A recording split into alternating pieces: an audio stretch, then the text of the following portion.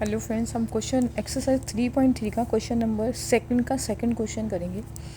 Question number second क्या कहता है कि 5 ईयर एगो, पहले क्वेश्चन को समझना है कि कहता है 5 साल पहले Noori was thrice as old as Sonu.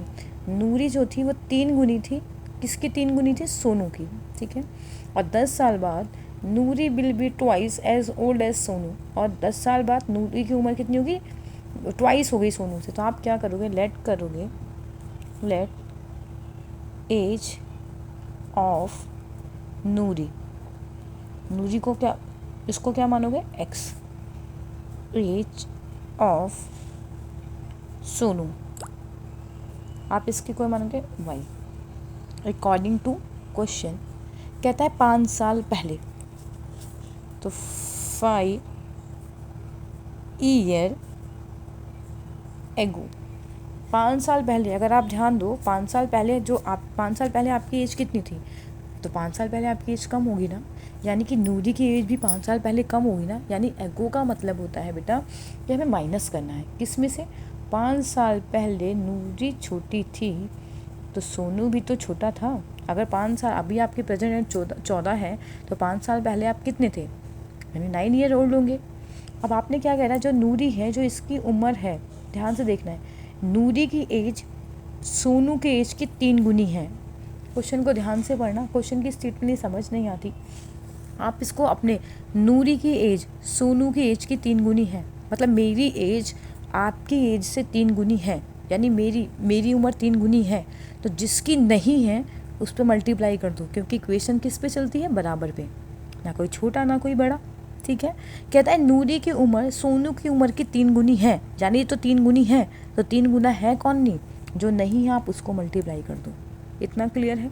अभी यानी कि ये तो 3 गुनी थी पहले से ही, ये नहीं थी, आपने इसको मल्टीप्लाई कर दिया। अब इक्वेशन किस पे हो गई? बराबर पे। ये हो जाएगा x माइनस का 5, 3 की y में क्या? 3y माइनस का 15, x प्लस का 3y यहाँ जाके किसका हो जाएगा? माइनस का 15, और माइनस का 5 यहाँ जाके किसका होगा? प्लस का।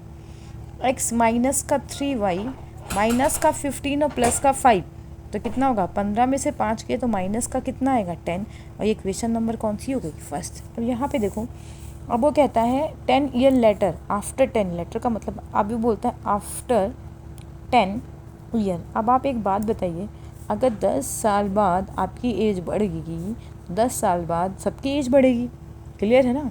यानी कि आफ्टर के लिए हम क्या करते हैं? प्लस, और एगो के लिए हम क्या करते हैं? माइनस। क्लियर है? कितने साल बाद? 10 साल बाद नूरी की एज बढ़ गई, तो भैया सोनू की भी तो एज बढ़ेगी ना।